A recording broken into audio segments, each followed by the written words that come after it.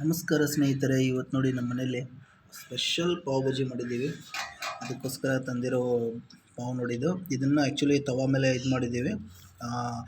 ಬಿಸಿ ಮಾಡಿದ್ದಕ್ಕೆ ಈ ಥರ ಆಗಿದೆ. ಅದು ಪಲ್ಯ ಹಚ್ಚಿ ಬಿಸಿ ಮಾಡಿರ್ತದೆ. ಭಾಜಿ ನೋಡಿರಿ, ಪಾವ್ ಭಾಜಿ ಅದರ ಲುಕ್ ನೋಡಿರಿ. ಪಾವ್ ಭಾಜಿ ಎಷ್ಟು ಚೆನ್ನಾಗಿ ಬಂದೈತಿ. ಎಲ್ಲ ವೆಜಿಟೇಬಲ್ ಫ್ರೆಶ್ ಮಾರ್ಕೆಟಿಂದ ತಂದು ಇವತ್ತು ಮಾಡಿದ್ದು. ಆಮೇಲೆ ಮಿಸ್ಸಸ್ಸು ಮಕ್ಕಳು ಇಬ್ಬರು ಅದನ್ನೇ ಬಿಡ್ತಾಯಿದ್ರು, ಪಾವ್ ಭಾಜಿ ಬೇಕಂತೇಳಿ ಎಲ್ಲರೂ. ನಮ್ಮ ಮನೆಗೆ ಎಲ್ಲರಿಗೂ ಇದು ಫೇವ್ರೇಟ್.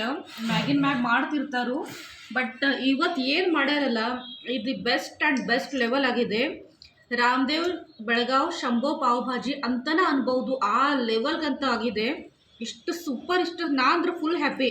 ಇವತ್ತೇ ಇಷ್ಟೆಲ್ಲ ಖಾಲಿ ಮಾಡ್ಕೊಳ್ಳೋದಂತ ಪ್ಲಾನ್ ಮಾಡಿಬಿಟ್ಟೆ. ಇಷ್ಟು 2 ಸಲ ಮಾಡಿದಾಗ ನಮ್ಗೆ ಏನಾಗಿತ್ತು, ಪಾವ್ ಭಾಜಿ ಮಸಾಲ ಕರೆಕ್ಟಾಗಿ ಸಿಕ್ಕಿರಲಿಲ್ಲ.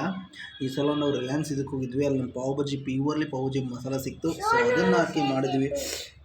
ಮಸ್ತ್ ಆಗಿದೆ. ಆಫ್ಟರ್ ಲಾಂಗ್ ಟೈಮ್ ಬೆಳಗಾವ್ ನೆನಪು ಬಂತು. Thank you.